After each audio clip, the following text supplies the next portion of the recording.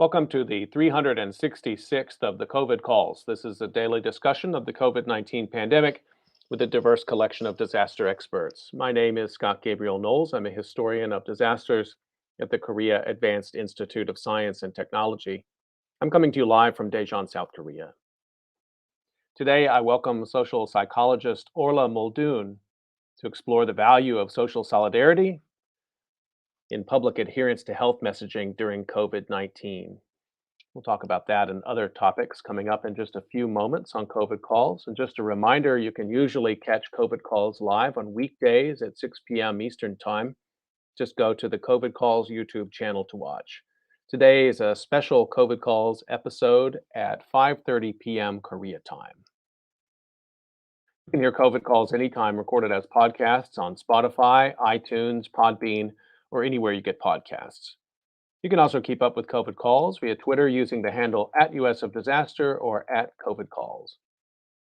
Please do help spread the word and send suggestions for future guests and future topics, and please feel free to suggest yourself as a future guest.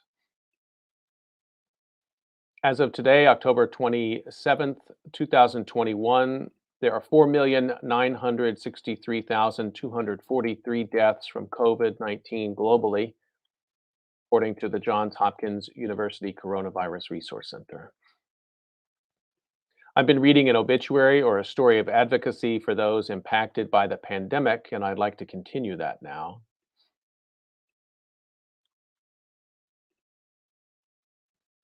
The headline is Benny Pete, band leader who kept the beat after Katrina, dies at 45.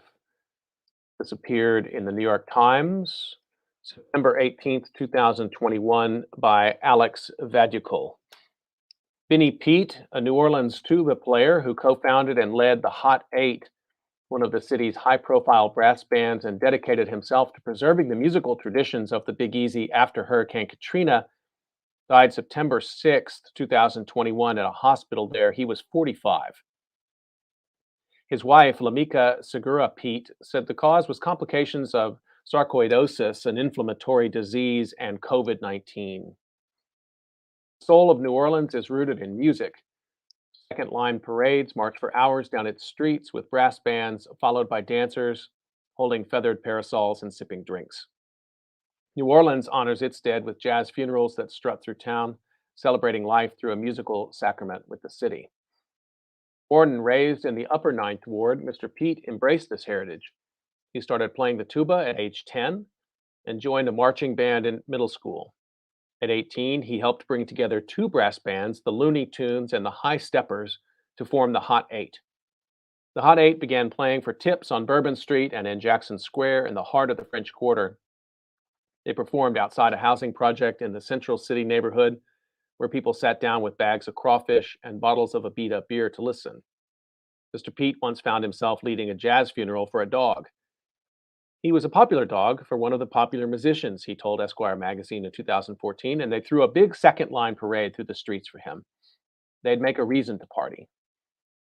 By 2000, the Hot Eight had established itself as part of a vanguard of young brass bands that were upholding the jazz and funk traditions of New Orleans, yet playing with a contemporary sound. The Hot Eight's repertoire included songs by The Specials and Marvin Gaye, and the band incorporated rap and hip hop into its style. The musicians led second lines on Sundays for social aid and pleasure clubs. Crowds formed at night to watch them play in bars in the Treme neighborhood. After Hurricane Katrina hit in 2005, the preservation of New Orleans' musical heritage became a matter of serious concern. Countless musicians were displaced and evacuated, and long-standing jazz and blues clubs were left in ruin. Mr. Pete and a few bandmates ended up in Atlanta. 2 months later, the Hot Eight regrouped to lead the first jazz funeral in New Orleans after the storm. The band played with donated instruments, and members of the procession wore salvaged pieces of finery. The parade, which honored a celebrated chef, Austin Leslie, started at Pampy's Creole Kitchen in the 7th Ward before ambling to the former site of Chez Helene, where a sign greeted the marchers, "We won't bow down, save our soul." As despair weighed on the city, the Hot Eight began performing at evacuation shelters and emergency medical centers. They drove around in a van, stopping to jam for crowds until little second lines formed before heading to another part of town. It wasn't long before they became local heroes. Benny wanted to play for these people to give them that New Orleans love that was missing, his wife said. He and the band got busy spreading the culture around. When Spike Lee learned of the Hot Eight, he decided to feature them in his 2006 documentary about New Orleans when the levees broke. The film brought them national attention. They were signed to a British record label, toured with Lauryn Hill, and performed with Mos Def. They appeared on the HBO show Treme and recorded with the gospel group the Blind Boys of Alabama. But even as music returned to New Orleans after the storm, the Hot Eight endured more misfortune. Their snare drummer, General Shavers, was shot dead in his car in December of 2006, and it was only the latest in a series of tragedies for the band. In 1996, the trumpet player Jacob Johnson was shot, and in 2004, the trombonist Joseph Williams was killed in an encounter with the police. Just after Katrina, the trumpeter Terrell Batiste lost his legs in a road accident. Mr. Shaver's murder especially rattled Mr. Pete. I wanted to move, he told Offbeat magazine. I was tired of New Orleans. I felt like I would be the one next. Ultimately, he resolved to stay, and the Hot Eight recorded an album to honor their fallen bandmates. Released in 2012, The Life and Times of was nominated for a Grammy Award as Best Regional Roots Music Album. The group released Tombstone, a sister album, also based on the theme of remembrance, the next year. The Hot Eight was also featured on a 2015 compilation album, New Orleans Brass Bands Through the Streets of the City. Benny Gerald Pete Jr. was born July 10, 1976. His father was a maintenance worker in the Garden District. His mother, Terry, was a homemaker. As a boy, he attended a Baptist church in the 7th Ward, where his maternal grandfather was pastor, and he danced in the aisles as he sang gospel music. In addition to his wife, Mr. Pete is survived by 3 sons, Brennan, and Benny III, 2 stepdaughters, Lachey Joseph and Layla Trask, and 2 sisters, Yvette and Ternisha Pete. For the last decade, the Hot Eight began touring regularly in Europe, in New Orleans, and the band performed on the vaunted stages of Tipitina's and the annual Jazz and Heritage Festival. During the lockdown, his health deteriorated. He lost 100 pounds, and when the Hot Eight recently resumed their Sunday residency at the Howlin' Wolf, he did not join them on stage. In the days after his death, brass bands in New Orleans mourned him with music.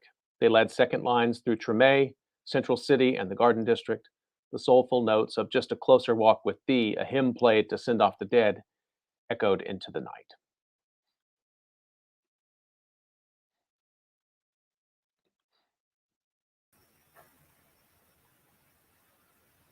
Okay, I'd like to turn to my conversation for today, and let me introduce my guest, Orla Muldoon.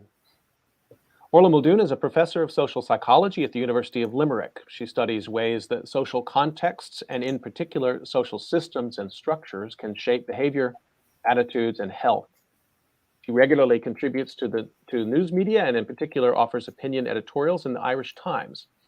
She's a current member of the Irish Research Council and serves on the Behavior and Communications Committee, advising the National Public Health Emergency Team.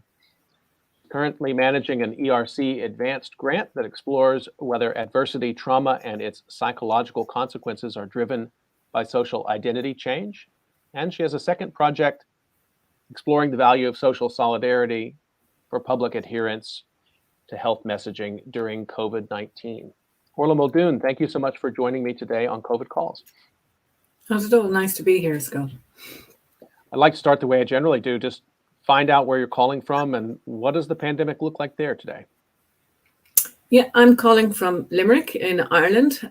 It's on the western half of Ireland, and it's a pretty grey day, wintry. The pandemic had been looking okay-ish here until about 2 weeks ago. We've had pretty big lockdowns. I think much bigger lockdowns than many other countries. We have very good vaccine uptake, but in the last 2 weeks, we've had a pretty serious rise in case numbers. National government says we won't be going back into another lockdown, but our current case numbers suggest that our hospitals can't cope with much more. So that's where things are at. I guess we could be edging towards more restrictions, if not a full lockdown. And at the university, what's the situation there? Have the students been back? Have they been there throughout, or have they been away?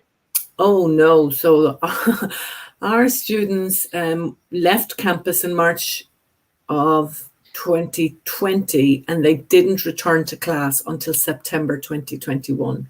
So we really went into online teaching mode. Some courses, for instance, medicine, health sciences, lab-based sciences, students were allowed return for lab classes in early 2021, but lectures didn't return until September 2021, and it's only lectures with less than 200 students. They must all wear masks. There is an on-campus vaccine site to try and push up the vaccine rates amongst students. So it's back, but it isn't like it was. And things like clubs and societies and the sort of extracurricular stuff is still, I think, is still badly affected. I wonder if you wouldn't mind sharing a personal memory of this pandemic. And I know it's a hard question, because for people the density of memories is pretty extraordinary. But is there something that really resonates for you about this time? So my father died at the beginning of the first lockdown, so in April 2020. And he, like many people, was a very significant figure in my life. My mother had predeceased him by 9 months. So he had looked after her in the last days of her life, and we felt we should look after him. And it was just so incredibly difficult. We couldn't really, we couldn't visit him in hospital. He didn't want to be in hospital. We eventually got him out of hospital, which was really like a jailbreak, getting him out of hospital. So we kind of did this jailbreak, got him out of hospital. And then we got him into his own home, and it was just dreadful. Like, we knew he was dying, but we couldn't get him any health care. We couldn't get him pain relief. So this sort of giant of a man in our lives that had looked after us all, we kind of felt that we didn't look after terribly well in the end. So yeah, that's the big one for me. And even things here, funerals are a huge issue in Irish culture. I think we do funerals in the way that Americans do baseball. Like, you could be at a funeral every day here if you wanted. They are part of the social fabric, and they're a way of people, if you like, showing regard for the living in as much as for the dead. But they are a very clear way for a family to communicate regard for their dead. And funerals were completely, you were allowed to have a maximum of 10 people at a funeral. At that stage, there hadn't been any cultural change. Now what people are doing is lining the streets to indicate their care for. None of that had occurred because it was so early in the pandemic. So we kind of felt like we were thrown to the wolves. We couldn't even have cousins and aunts, and do you know, I have 2 siblings in the States. They couldn't come home. So we kind of feel like we never got to give them a send-off, which, might sound very shallow, but I guess it's part of, it's part of what we do here.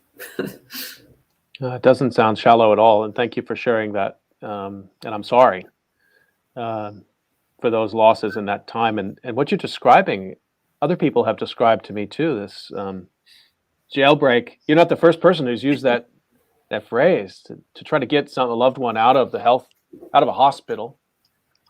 But then what comes after that? With access to care and, as you said, medication limited during that time.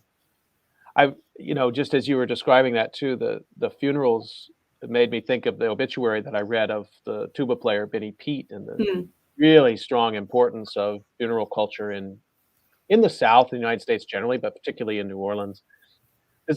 Does that mean that in some time in the future your family will return to that ceremony possibility? So that's what we tried to do. So as things kind of settled down, then my father had been cremated at the time, but we still had his ashes, and we wanted to inter his ashes. So we kind of moved along, and we were over the summer, it looked like things were better here. So we arranged that we would have an interment of his ashes, because they were going to go into a grave with my mother's. And as we organized that, about the same time, the US put Ireland on a list. So we had everything done, we had it all regulated, and a big part of our thinking was we wanted the two siblings in the States to come home.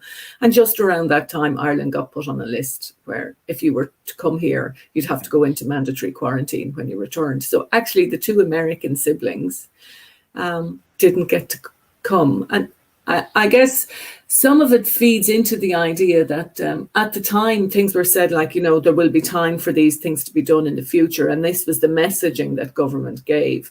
And I think that's not just an issue in Ireland. You know, there was a postponement message that you will get to do these things again. And we did try and, you know, in that way. But actually you don't, because one of the things about funerals here and in many cultures is that they take precedence over all the other things of daily life. If you have a funeral of a family member and everybody accepts you're going to take the day off work, or you're going to have to travel up country or whatever it is, that's gone.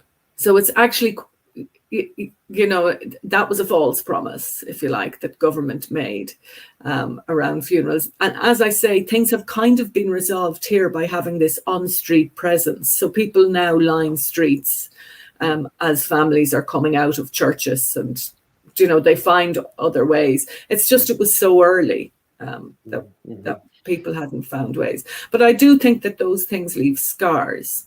And later into the pandemic, my husband's father died in hospital, and my husband and his family feel that, so they weren't allowed visit. So in the 6 weeks before his death, they saw him twice. And they have a huge amount of regret. So there's a lot of talk about how people will in the future do different things, or, you know, it'll be okay when we get back to normal. But for some people, normality isn't coming back. They just have guilt and regret, which, of course, as a psychologist, that's very interesting. That's an interesting thing to leave people with.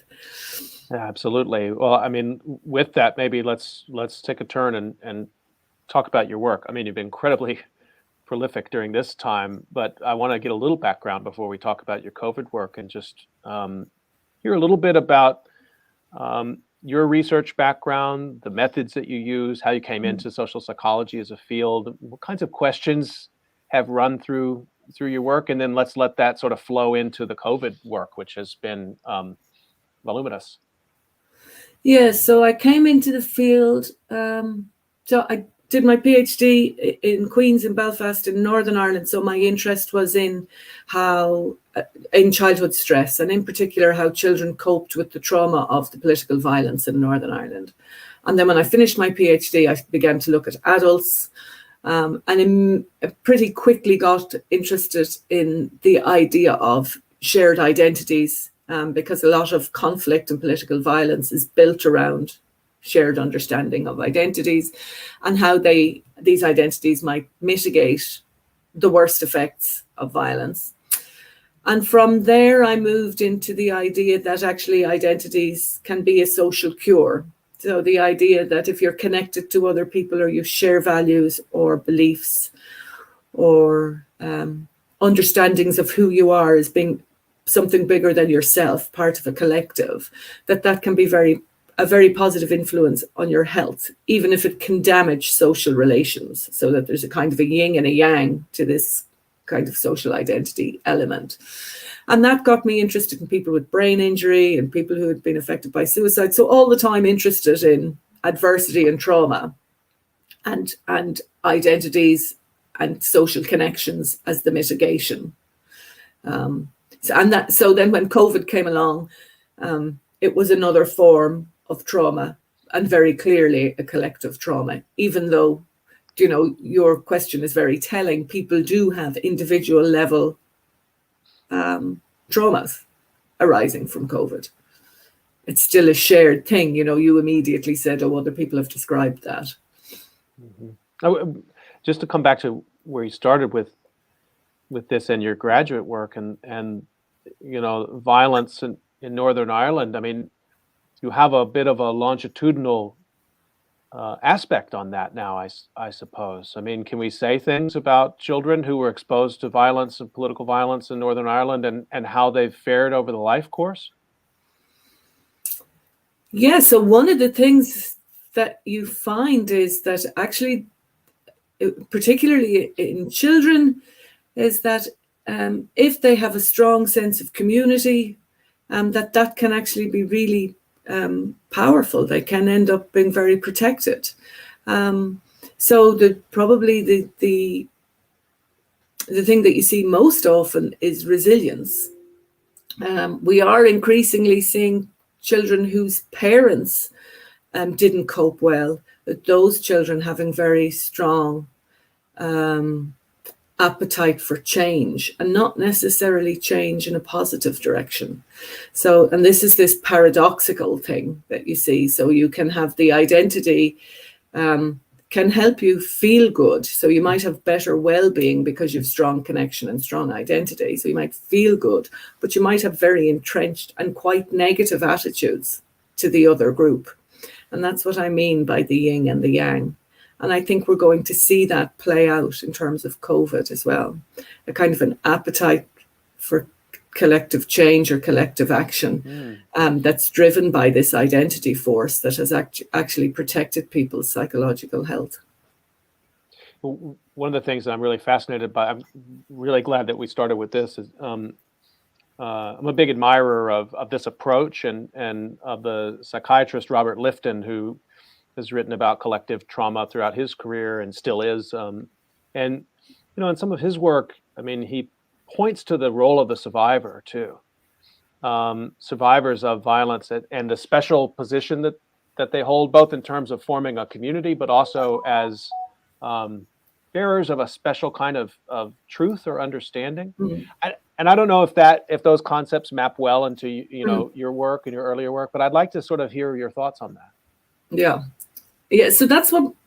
So you mentioned there the European Research Council grant. So a key element of the European Research Council grant is looking at the idea and trying to establish that there is something like collective growth. So many people in psychiatry and indeed in psychology would say that there is this concept called individual post-traumatic growth. So that I as a person can develop wisdom because of something terrible that has happened to me, that I can begin to see the world in a different way. So arising from my distress or my traumatic experience, I can begin to see, for instance, that funerals have a value, so that I can then become a great sort of proponent of the value of the funeral. Now, I'm being a little bit facetious just to illustrate what I mean. But in the European Research Council grant, what we're trying to show is that there can also be this collective growth, that people can change how they view themselves, for instance, as a woman. So in the first study that we've done, we've looked at women who were raped, Irish women who were raped and who waived their anonymity after they went to court. So rape victims here are protected by law. Their names are protected by law, even when the perpetrator is found guilty. But there are a couple of cases where women have waived their anonymity. And it's a clear example of where there's no personal gain, because the reason they're protected is because of the potential stigma. But some of these women do waive their anonymity. And if they don't do it for personal gain, well, then they must be doing it for some other reason. And our working hypothesis was that they were doing it for collective gain. And in fact, when you look at the interviews, now these women speak publicly, they become, like you describe, a survivor. When you look at what these women say, actually what they say is that they changed how they viewed their responsibility to other women. Some of them go further than that and say that they feel a responsibility to the nation to change the system because of the manner in which they were treated. So actually what they're talking about all the time is a change of how they are as women or as Irish people, not change in themselves as Orla or an individual. It's a change in and it is a bigger than themselves change. It's and they do discuss how difficult it is and how difficult it is to waive their anonymity. So clearly, it's an example of where there's a personal cost, but a potential collective gain. And I do think that as we come out of COVID, we're going to see changes like this, and we're going to see people who begin to articulate what isn't acceptable and what isn't satisfactory. And they will be, I would imagine, survivors, because their distress will be part of what drives them. I just want to remind folks you're listening to COVID Calls, and I'm talking to psychologist Orla Muldoon today about trauma and recovery, and I'm talking about COVID, and we're going to talk about political psychology, lots of topics here. I just want to follow up on one part of that, and your findings. Do they show a similar sort of pattern across disaster types? This is always a struggle in disaster research, because the way that knowledge production is organized in the silos of the academy, we have one part of the university that focuses on so-called natural disasters. I hate the term, but nature. Another part focuses on the brain. Another part focuses on society or on literature, and different disaster types. But I wonder what you described: rape victims. We have COVID victims, victims of war. Do you find much difference across trauma types, or do you find that the trauma type isn't really the differentiating factor, or is it clear? So I guess that's a really huge question. So we have looked at different trauma types. One of the things that I would say is crucial is whether or not there is a between group dynamic going on, or whether it's a within group dynamic. So are we trying to solve the problem within the US? Is it a problem that's about women? Once that problem then gets re-narrated as a problem of gender, you get an intergroup context, and you can actually get pushback. So to me, there is a huge issue there about how the problem is conceptualized, because once it's conceptualized as having an intergroup dynamic, I think it actually creates the potential for hostilities between groups. And that's the yin and the yang of trauma again. Like, there can be anger, which of course is a cardinal symptom of things like posttraumatic stress, but there can also be this wisdom, and they can be there at the same time. So one of the things that we will do as part of the ERC grant is try and create a method for assessing this, and we will look across groups. At the moment, our working hypothesis is that a lot of it is to do with context, and the context within which the trauma occurs, and whether or not there is the potential for that backlash. Let me ask you about this Health Research Board project on social solidarity and public adherence to health messaging during COVID. Why did you start that project? Yeah, I started that project because, like many things, because I was annoyed, because I felt that the emphasis in Ireland, very early on, for example, we had huge issues around cases in meat production factories. And there was a lot of talk about, people really needed to be very careful and isolating when they went home, and they needed to make sure that they didn't share transport going to work, and that they share transport isolated when they got home, didn't share bathrooms. So it was this kind of talk. And our meat factories, despite the fact that we're huge agricultural industry in the country, a huge proportion of our meat factory workers are migrants, and the factories are kind of in what we colloquially would call ballygo backwards, like middle of nowhere. There is no public transport, so people share lifts. They also share housing because they're migrant workers, and they might have one bathroom between maybe 10 or 15 people in a house. And here you had people, and often too, there would be, if people missed work, they would have their wages stocked. So the solution was all about what the individual person should do to make sure that they didn't spread COVID.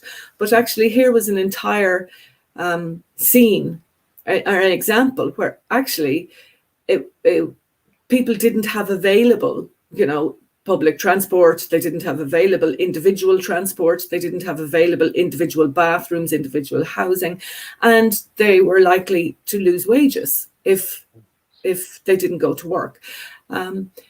So it is and that's just one example, but there is clear evidence that public adherence to health messaging is in part due to things like whether or not people have a living wage and they can, they have access to wages, whether or not they have access to suitable housing, whether or not they can actually isolate from their families. And then on top of that, I think probably around the same time, there was a national campaign where the national campaign to get people to stay at home was a national campaign where the catchphrase was in the Irish language. And whilst many white Irish people like me understand the Irish language, migrant workers who staffed meat factories, and another example probably would be much of the healthcare service, they wouldn't have any Irish language. So you're like, why? What are you doing? This isn't going to enhance solidarity. And solidarity as the basis for action is crucial. Protecting other people is actually a crucial message to get across, particularly if you're already infected. What an interesting example, that one sort of reaching to Irish culture as a presumed basis for solidarity in a moment of crisis, that health officials might not ordinarily reach to, I imagine. But then it defines a solidarity for some and not for others. I just want to follow up on that. Can that, it almost seems, and this happened in the United States as well, and it almost seemed a little overdetermined because these were communities in the Middle West that had large Latino populations. There are language barriers and cultural barriers there, and physical barriers, as you point out. And I've racked my brain about this and thought, was there a way to make solidarity in that moment? In other words, what might the government have done to use that as an opportunity to say, look, there's a lot of people in our community who also need help, but that's not the way it worked. And there was this real problem of a two-track pandemic in a lot of those states where migrant workers suffered terrible losses. I think here, of course, we're a much smaller country, so here it was possible to get your voice heard, and there was quite good messaging, where actually one of the key Department of Health messages subsequently became a kind of a montage of pictures of every sort of person. And they actually have continued to use that. So a much more inclusive definition of nation. I think one of the things that spontaneously happens, and I think it's in the political psychology special issue, is that when people are under threat, they often go back to the familiar. And of course, the people who have the most power in any society are those who represent, mainstream. So they go back to those places where they feel, are those identities or those sense of connection that they feel offer stability. So I do think that there is now evidence of rising sort of nationalist sentiment. So that going to that sort of Irish language or Irish culture as first call, or as you describe in the US, is perhaps to be expected given the level of threat that COVID brought. But then it's equally as important to remember, even if that is your first reaction. And in fact, in one of the papers that we have from the Health Research Board project, we show that you can dampen that down by being overtly inclusive in your messaging, by trying hard at being inclusive, and that there are ways of mitigating against that. And I think that probably the Department of Health here has been reasonably successful at turning that around. One of the reasons that that's such a profound issue, and maybe it always is in disaster, but particularly at this time, and particularly with social media, is the amount of disinformation and conspiracy thinking out there in the system. And that's not only the United States. I'm most familiar with the United States in that regard, but how does that play into the Irish case? Yeah, so I suppose mostly when people talk about disinformation and conspiracy, in the beginning they were talking about vaccine. But certainly we've seen it here grow up around masking as well. So there is a lot of people talking about masking as something that can make you ill, or famously, we had somebody here who said that it could reduce the amount of oxygen to your brain. So a suggestion that masking could cause brain damage, which is quite a stretch. And we have looked at vaccine uptake in particular, and we looked at all of the studies that we could get globally, and did a systematic review. And that vaccine uptake work, it does seem that crucial to the whole puzzle here is trust. So whether or not people trust those people that are speaking to them, none of us, even unless we are actually a vaccine expert, none of us really understand how a vaccine works. Like, I took a vaccine on trust, and so when people say, "Oh, you're a sheeple," or whatever for doing that, well, actually, yeah, a huge amount of that is true. We can't deny it. Very few of us have down in the devil detail of how the Janssen vaccine or the Moderna vaccine works. We haven't read the primary sources. We don't really, but we do trust people who tell us that we should take it. And one of the things that we find here, and that we found in the literature, is that the trust is varying in very predictable ways. So here we find that women of reproductive age can sometimes be less trusting. We find minority populations, and in particular, we have an Indigenous traveller population. They tend to be very low on trust. In the US, you tend to find that people of low income are low on trust. Non-white populations, and in particular African-American populations, seem to be low on trust. And in another paper that has just been accepted, we argue that this isn't just because they're distrusting, it's because actually these are populations with a history of not being well looked after by our health services. So there isn't really any point in shouting at people that they need to get vaccines, and which is, sometimes I think how people can experience it, because their trust is low because they have seen other people like them, or they themselves haven't been well treated within the system. So for me, it comes back to these identity issues again. So one of the things that we can see from literature around flu vaccine is that you can actually increase uptake if you get somebody that the person trusts to tell them to take the flu vaccine. So the messenger is really important. Well, you're just sort of following up on that in terms of this disaster, which has got a very funny timeline to it. It's not an event, but it's not climate change. It's playing out over a period of time, seemingly long enough to build trust. I mean, we've talked a lot about, I think the media has focused a lot in the West on the erosion of trust and tied that to political factors and outcomes, and that's appropriate. But I've wondered a lot about the opposite, which is, if you thought you had a 2-year plus disaster, wasn't that a moment also to try to build trust, to build solidarity? Because the outcome of the disaster is indeterminate, it's going to go a long time, but also to just get more people vaccinated. I mean, just accomplish very basic public health goals in the near term. Am I being naive on that, or what does your research show about that possibility? Well, I would say that that's probably true of Ireland. So when the vaccine was kind of before the vaccine existed, if you like, before we actually had vaccine, the suggestion was that somewhere between 60 and 70% of people would take the vaccine. But in fact, if you look at adults in Ireland, we're up at about 90%. So no, we don't have that in the under 18s. And it's probably lower than that in the 18 to 25 group.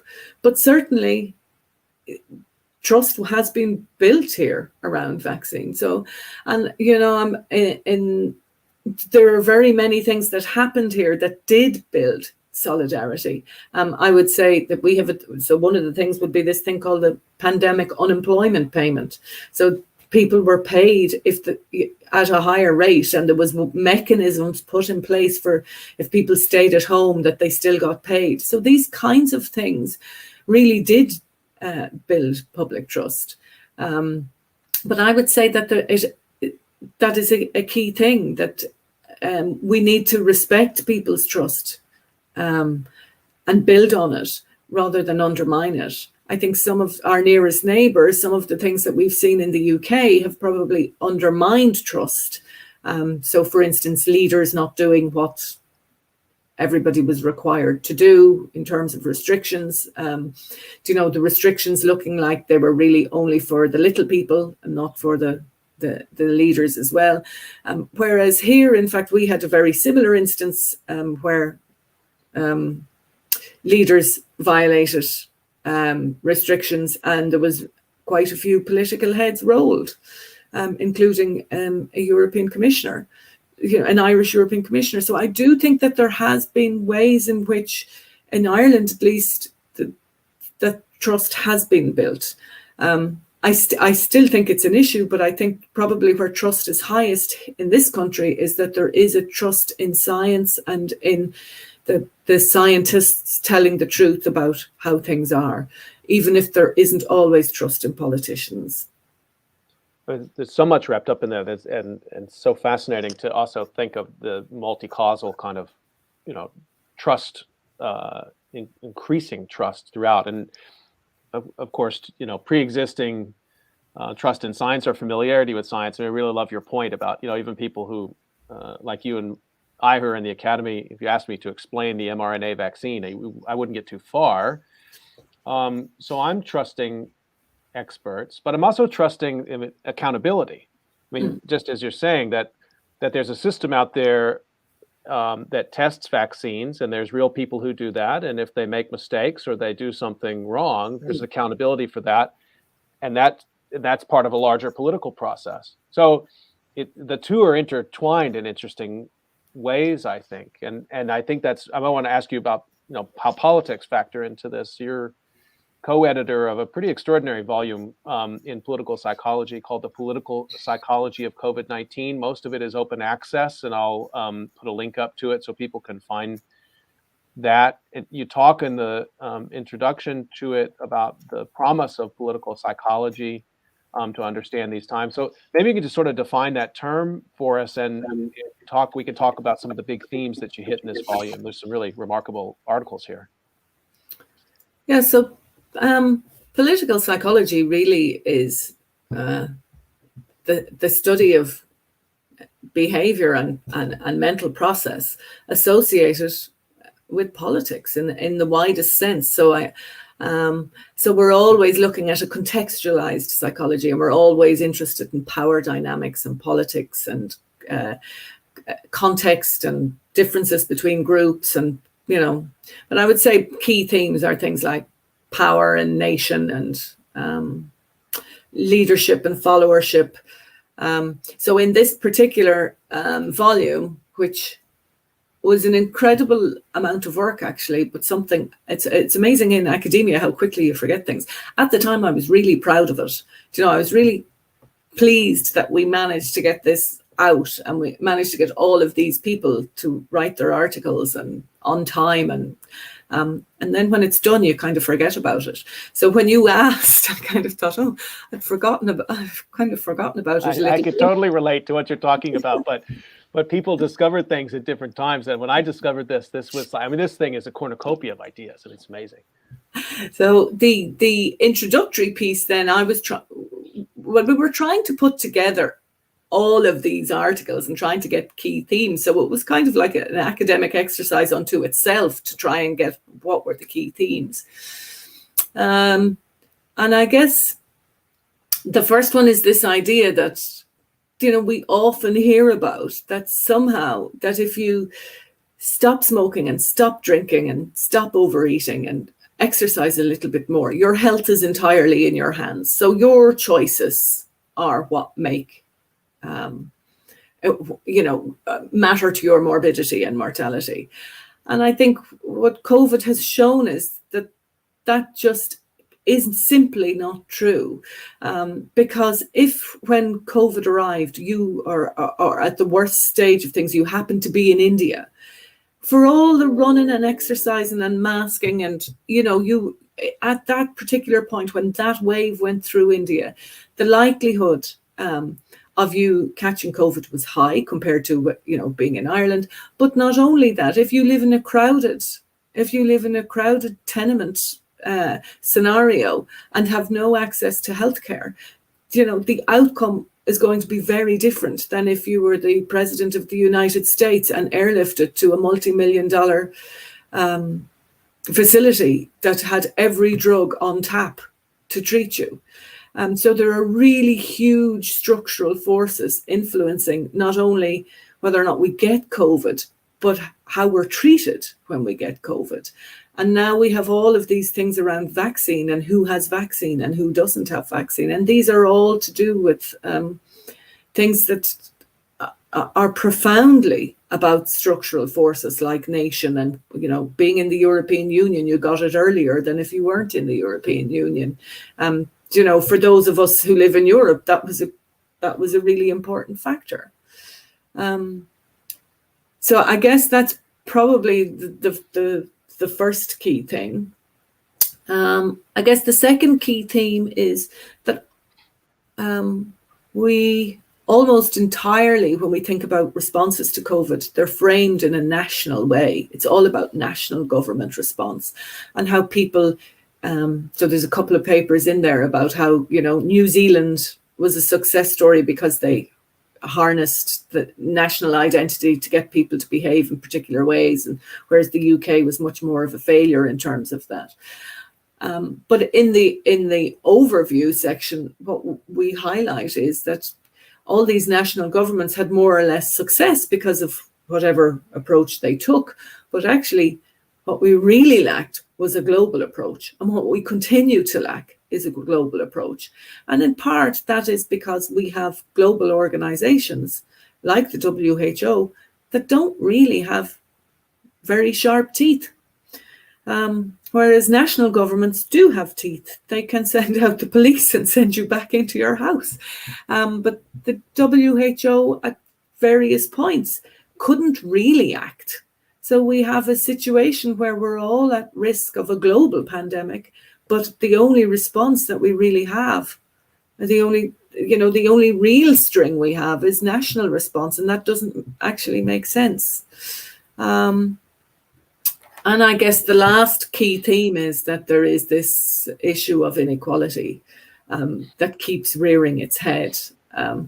And if we go back to our conversation maybe at the start about how things might play out and what might the post-COVID world look like, I think the inequality that people feel in terms of how COVID affected them is likely to fuel political action into the future in a way that we don't yet know, because there are big groups globally and nationally in all countries who have been much more seriously affected than other groups. And those groups will demand change.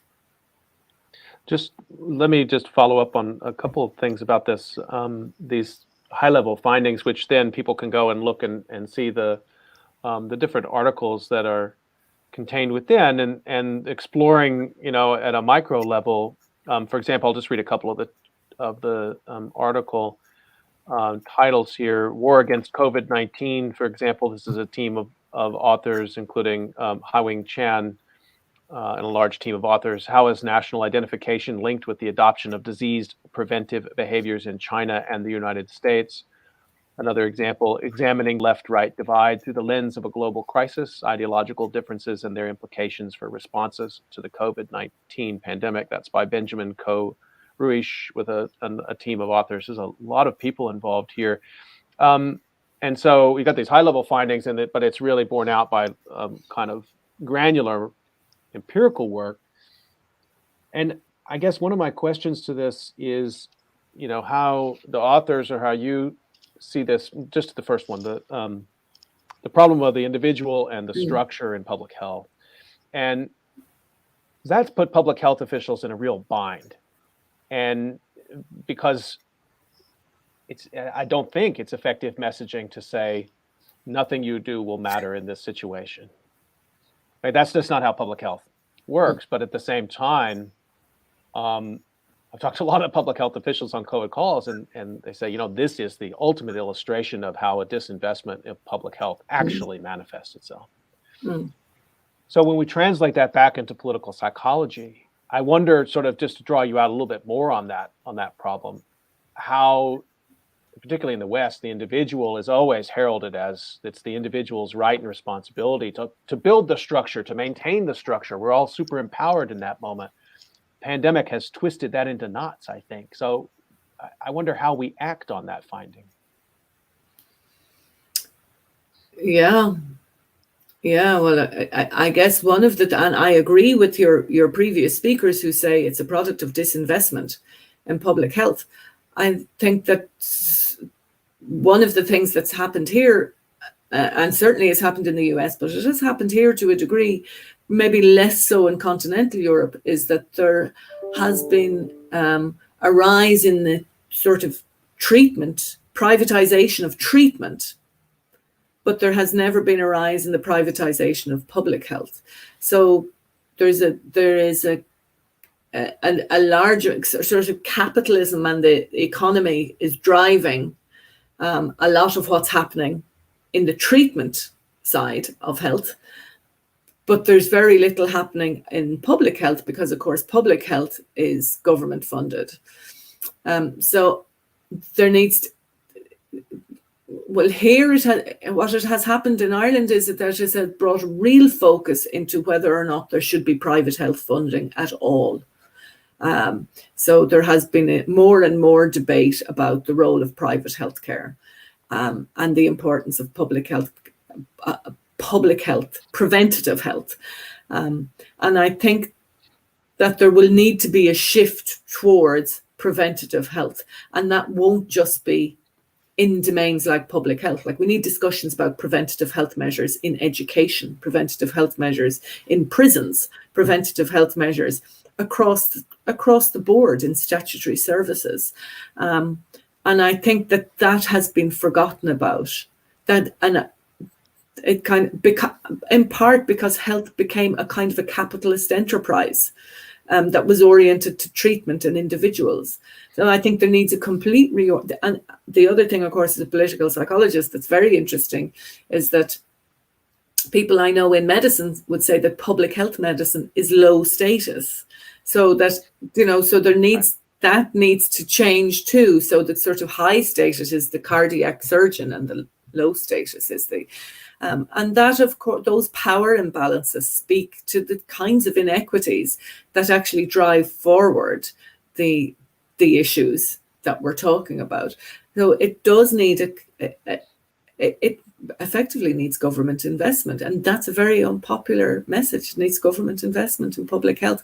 But I do think that because of the way this pandemic has played out, there will be changes like that, because there will be angry people.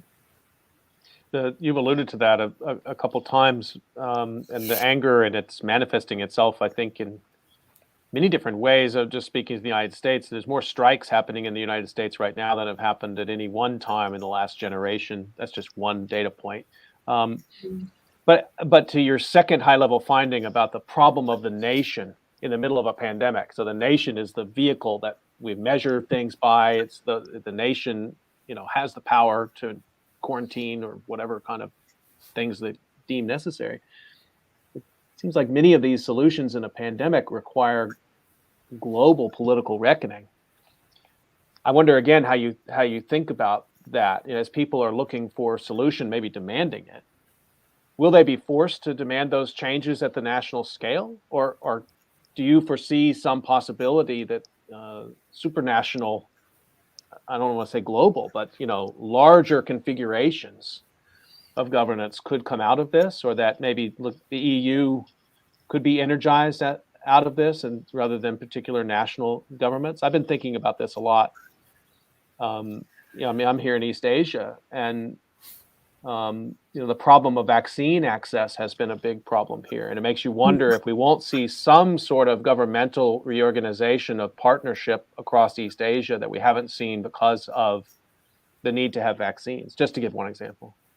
Well, my co-author on the political psychology paper is James Liu, who is in New Zealand. And he was following things very closely at the start of the pandemic when things kicked off in Wuhan. And in the paper, he and in fact, in another piece he has written, he highlights how the WHO was, almost paralyzed with inaction at the start, and didn't feel that it could close borders. And in many regards, I think the WHO, again, in many regards, a public health body, needs more power. But it didn't feel like it could go against serious national players in case it alienated those players. So he, highlights how the WHO were aware that they needed to act, but politically they were afraid to act. So I think that organizations like the WHO will have to be given more power. And that if you think about issues like conspiracy theories and disinformation, you can imagine how that will play. That they will be very difficult things to sell to people who feel alienated and distrustful already. I can see that. I guess the other side of the ledger there is if the public health response had been more robust with greater global resources, then you foreclose some of the opportunity for that disinformation to get in there and cause those problems and to build that distrust. We're almost up on time in my COVID calls discussion today with Orla Muldoon, and I want to remind folks of this special issue in the journal Political Psychology, the political psychology of COVID-19, and you can check that out. Find it easily online. It's with Wiley. So we should wrap up, but you got a lot of projects underway. But what's next? The big thing probably at the moment is the idea of change and identity change and what's coming and how people move away from trauma politically, how that plays out. So that's next.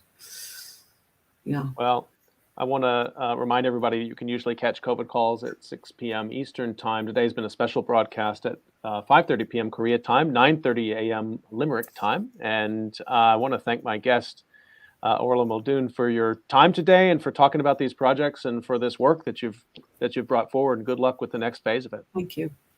Stay healthy, everybody. We'll see you next time on COVID Calls.